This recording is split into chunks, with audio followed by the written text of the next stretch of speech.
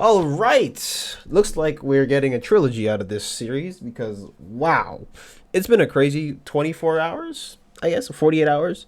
Because first, the completionist dropped his response video literally out of nowhere. And, initially it was doing really well actually in terms of reception. But then, some ordinary gamers, or Mutahar, as people know him as, dropped his response, which was over an hour long, going through every single piece of information that Gerard had went through, and that's that's some dedication, and that's also like, really dismantling to its core. I'll just give some quick opinions on the Mutahar video and then Gerard's video as well. So starting with Gerard's video, of course, or the completionist, as people know him as. His video was interesting to watch. The first time around, I can see how people maybe could give him the benefit of the doubt while addressing, because it sounds like, oh, I took full accountability in all this, right? And I said some stuff that I really shouldn't have said. Uh, the thing is, when you go out of your way to make these type of videos, there's a little something called, receipts or evidence that we go off of. But anyways, so the response sounded okay, but it sounded very lawyery and legal jargonish, which makes sense because, of course, well, stuff like this you have to be very careful with how you deal with it, or some people can take it and run with it. So his response was not. I was not the biggest fan of it, and when I saw people like glazing him on Twitter, not that Twitter should be used as a metric of intelligence, but I digress. Yeah, I was just like, we did not watch the same video, at least to me. And so these are some people that I actually like watched beforehand. I'm just like, do you guys not read between the lines? Or do you not like do your own research? Or, oh, Muda and Carl just might have went too far in their investigation. Like, no. Like $600,000 was sitting in an account for like 9 years, and nobody said anything till now. And it's all in the public records. But actually, the public records are going to be more interesting as we go on. And now, on towards Mudahar's video. Really well done, actually. Very went through point by point. It was a bit long-winded, but obviously with investigations like these, you have to take as much time as you need in order to talk about these heavy stuff. And for some reason, people are accusing him of like the big old E word or embezzlement. I don't know if I would accuse him of that just yet. I would need an official audit and all that to be sure. But holding on to donations for how many years and claiming that you donated them and you weren't touching any of the money is suspicious to say the least. But now that my opinions are out the way for those videos, let's get into I'm gonna go through the big points that I noticed throughout the video, like the really big stuff. And then, because like I said, this video is 55 minutes long, and if I went through everything, it would be even longer. So I'm going to try to condense it as much as possible and summarize, like I said, the big points. All right, now I'm going to, of course, start off with what is charity fraud, and this is a question that I'm going to pose to you guys, but like at the end of the video, I want you to come to your own conclusion. I'm not accusing him of any charity fraud. I'm not saying, he's a fraudster. I'm going to make that very clear. And even in my past videos, I've said that at best, he had gross negligence, and at worst, he is committing fraud. Okay? But anyways, that's the whole point. But yes, keep this question in mind, or keep this definition in mind as you parse through this video, and then you can, make up your own conclusions. Okay? And of course, you can always do your own research, and the original videos we linked down in the description below if you wanted to do some more of your own work. All right. Now, so what is charity fraud? Charity fraud is when somebody takes advantage of a charitable or non-profit organization for their own personal benefit. Fraud is defined as intentional deception or misrepresentation made for personal gain. Defrauding a charity can be anything from falsely claiming to be a victim of the disaster in order to get money from the charity, to stealing donations from the collection tin, to setting up fake charity and pocketing donations. Fraudulent activity can also occur when people make dishonest or inflated claims about how much money they have raised or how much it has helped the cause. Okay? That's the official definition that we are going off of. All right? Now, there are some inconsistencies that I personally noticed when I went through the video. And so in the description, he gave a lot of the different sources on the IRS and all this, but there's really only 4 documentations that we care about, okay? So, among the 4, there was the autopsy for his mom, which I'll be honest with you, I don't really need it. that's not really relevant to the discussion of whether you were withholding the money or not. Okay. There was the audit that the IRS did back in 2014, which lets them be exempt under the private charity, being a private charity, which makes sense because, well, an official audit does tell us, well, okay, the IRS looked to this and said, well, you can proceed under the section 501c3. And of course, there's the termination from the private foundation to a public charity, which is really interesting, which we'll get into later, because there's some little mismanagement of filings under this, which is really not looking good for Mr. Gerard here. And of course, the last one is that there's another document that was talking about expenses, but it only had 2 pages, or at least it only had 1 page of 2, which doesn't really give us much off to work with. So I actually glossed over this just a little bit because I didn't really explain what I meant by this whole page 2 out of 2. But here it says consent to extend the time to assess miscellaneous excise taxes. So Open Hand Foundation, taxpayers of blah, blah, blah, blank.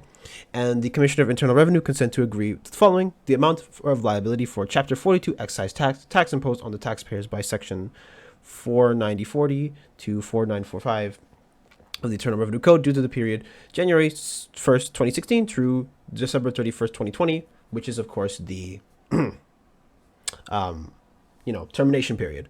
So maybe it says at any time on or before May 15th, 2025. All right. The reason why this is not very useful to have is just because we don't have the whole, stuff. He only gave us a small snippet, okay? And we're still missing a whole page. So why would Gerard add this in here when it doesn't really tell us much? That's why I was a bit annoyed by this. But yeah, just gonna put this in here just in case people don't understand where I'm coming from. Given the documentation that he had come up with, the ones that mattered, didn't really tell us a whole lot over the years. That's what I found really odd. All right. Now, the second inconsistency that I noticed was he talked about potentially misleading donations. And of course, here is him, talking about how none of this money goes to this and that. And here you go. Brother and I started a foundation called the Open Hand Foundation that raises money for dementia research and treatment for organizations all over the world. We're soon going to be partnering up with the Alzheimer's Association, currently working with the University of San Francisco, and we're kind of one of their main funding support partners going into all of this. And then I made statements potentially implying donations were made when they had not yet been.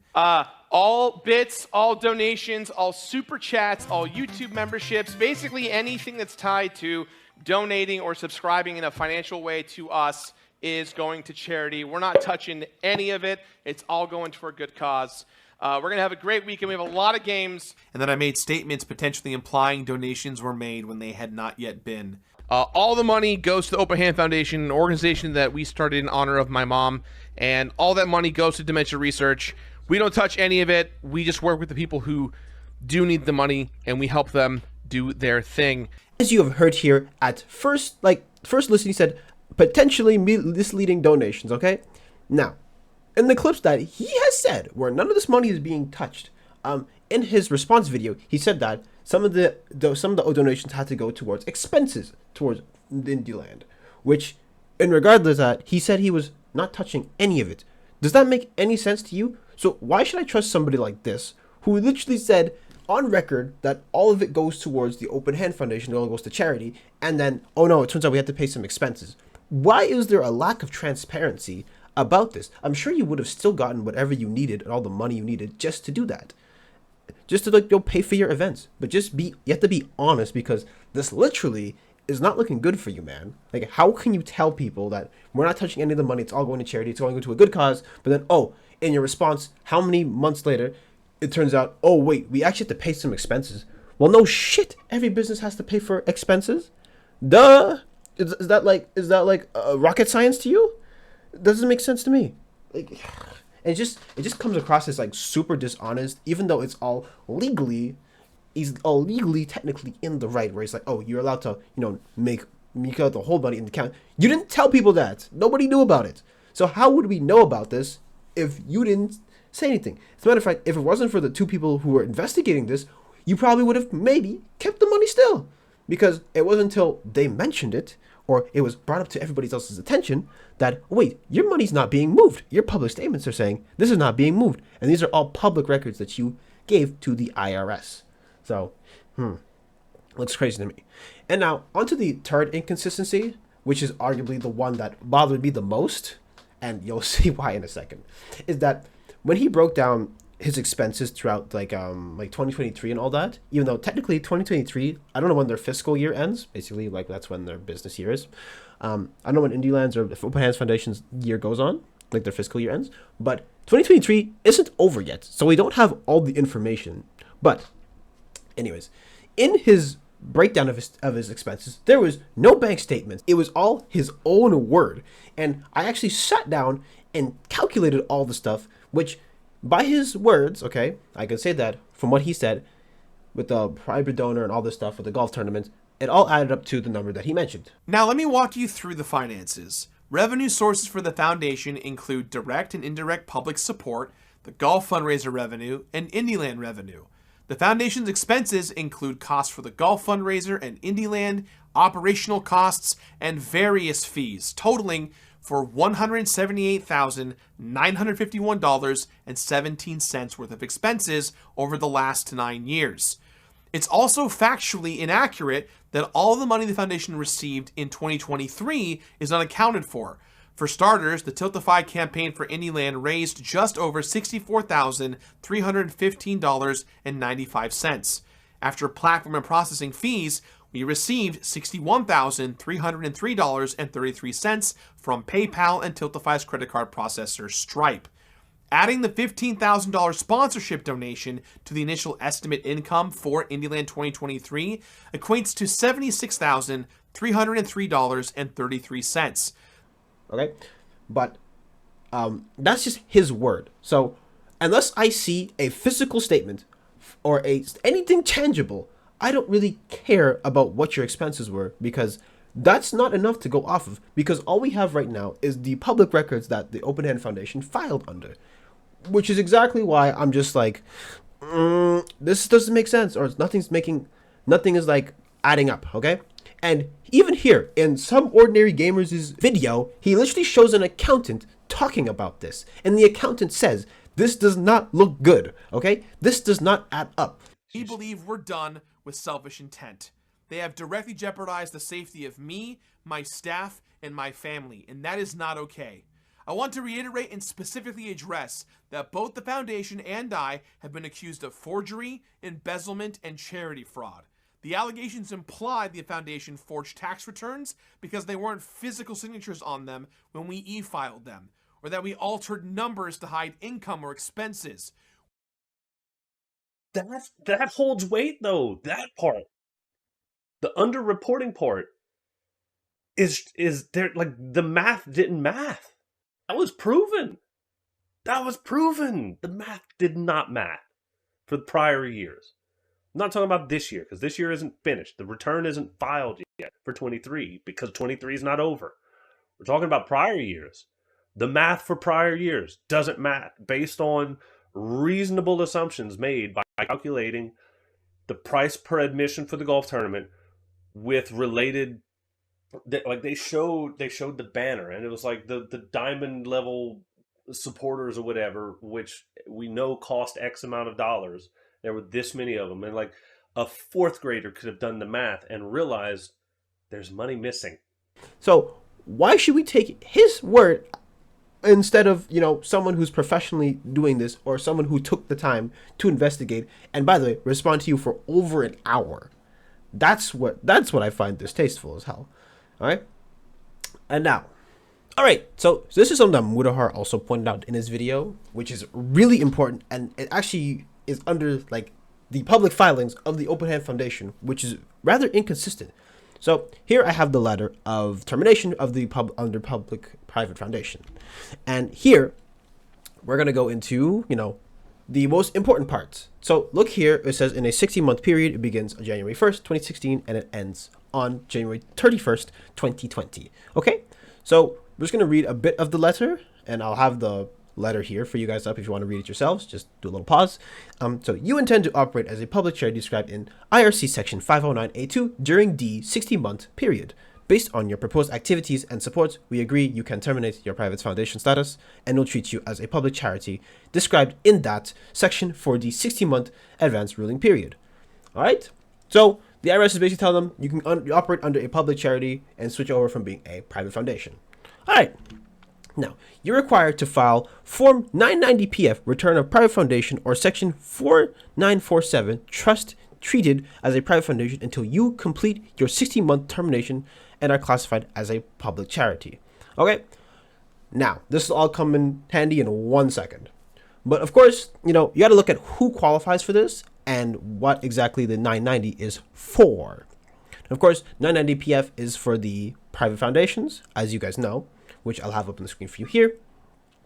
And so to see who qualifies for the 990, let's take a look. And the IRS will even tell you that to qualify for a public charity, under here in the tips, it says here, a public charity described in section 170B A1A4, 170B 1A6, or 509A2 that isn't within its initial 5 years existence should first complete Part 2 or 3 of Schedule A, Form 990 to ensure that it continues to qualify as a public charity for the tax year. If it fails to qualify as a public charity, then it must file Form 990-PF rather than Form 990 or Form 990-EZ and check the box for initial return of a former public charity on page 1 or Form 990-PF. Okay? Now, remember how we talked about how you're supposed to sign under the form or whatever not, and you're supposed to say what this is? Now, if we go under, by the way, back from, say, 2016, what's this? The foundation is in a 60-month termination under Section 507AB. Check here. Look at this. They didn't check this off, okay? And still 990-PF here, okay? Which makes sense because they're in, a termination period. They're transitioning over to a public charity, all right? Let's look at 2017. Oh, what's this? They didn't check this off again. Why would you not check this off when you literally got a letter from the IRS telling you that, oh, wait, we can check this off and do all this and that, all right? Next one, 2018. We see the same inconsistency again. Why is this not being filed properly? Okay? That's what I want to know. Why is it not being filed properly? It doesn't make sense. Okay? And of course, 990-PF again. You have it here, 2019. What's this? It's in a 60-month termination period. Hey. This is in the official books, okay? I didn't write this. All right? 2020 again. They don't show that they are in the 60-month period of termination. So, either way, you guys... Now, if this is a clerical error, this is one of the worst annual clerical errors I've ever seen, because you literally are supposed to be filing under this termination so that you can move from a private foundation to a public charity. Okay? So this doesn't seem like a coincidence, and these are the filings that you guys did. I didn't make these. I'm not running a charity. All right? And now, remember how the whole 990 stuff was, supposed to be important, and under the IRS, you're supposed to file under that when you switch to a public charity? Looking at 2021 and 2022, looking up there, it's still filed as a 990-PF. So where is it that you guys are labeled as a public charity? Why is there this inconsistency that exists? That doesn't make a lot of sense to me. So you are literally either intentionally lying about your status, or you really, really should never be running charities ever again, and your negligence is so bad that you can't even fathom, okay, doing all this. Anyways, that's the part that really stuck out to me.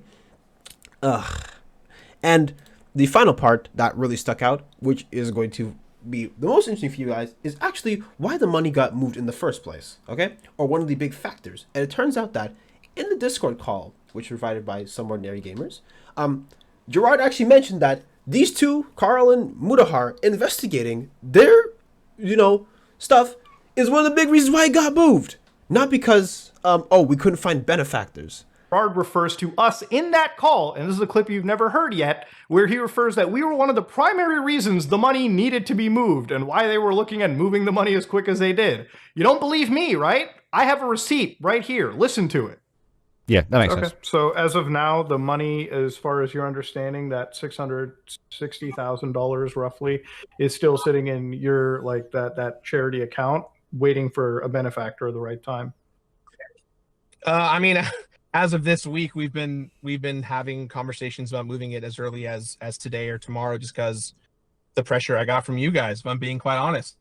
Mhm. Not that I was trying to save face, but like this is a private fight that I've been dealing with for months with my family, and I even told my family, hey, this is the last Indieland I'm ever going to do, because this is the 10th year anniversary of my mom's passing, and uh, when I kind of found all this information out, I was very unhappy with what things were going, and you know, the Mhm. ramifications of this are going to be massive for everything I've ever done in the space. And So you're going to tell me that while the money was sitting there, you, because now people investigated you, you get to, well, you decide to, hey, this money has to move like now. Oh my god. Anyways, this guy is like kind of pitiful at this point. And I'm just put the icing on the cake. Okay, he's actually moved away from the Open Hand Foundation. Okay, he stepped off of being the board. They're doing some restructuring, and on top of that, Indialand is no longer going to be, like tied into the Open Hand Foundation. It's going to be its own independent, event, which, thank God, because this guy is so incompetent with money that he cannot even move it to a fucking account. He can't even move all that money until getting pressured on. In his words, okay? That's why the ball got rolling. Ugh. Anyways. Well, wow. It's been quite a journey. Carl's going to obviously do his own response to this video rather this weekend, which will be really interesting to watch. I'll just be watching it this time around because I feel like at this point, I'm kind of done covering this guy because, well, it's been a really interesting ride, like going through all this taxes and all this stuff. That's like interesting if you ever like want to own business and stuff or run your own foundations. This is good stuff to know, and what not to do. But to the average person, this is probably a lot of mumbo jumbo, and hopefully, I got to give you guys a decent like condense of what happened and the stuff that, of course, stuck out to me the most. And of course, the original question is it charity fraud? I'll leave that up to you guys, whether you want to decide whether it's that or not. Gerard should still be investigated by the IRS, in my opinion, because there's some stuff that's still not adding up to me, especially when it comes down to the breakdown of expenses, which I did to myself. And of course, going off of his words, it goes down to the penny, which means that we really should be getting, exactly what he's talking about in a paper form. So, yeah, it's a lot to take in. But anyways, hopefully, like I said, this is the end of me having to cover this because it's been a journey and Gerard is not looking good, and I really hope the IRS investigates this man because this man cannot be trusted at all. All right? Now, if you enjoyed this video, make sure to like, comment, and subscribe, and follow my socials down in the description below. And leave a dislike if you want to. You can do it if you want. I'm just going to head out for this one because I got not much else to add. See ya.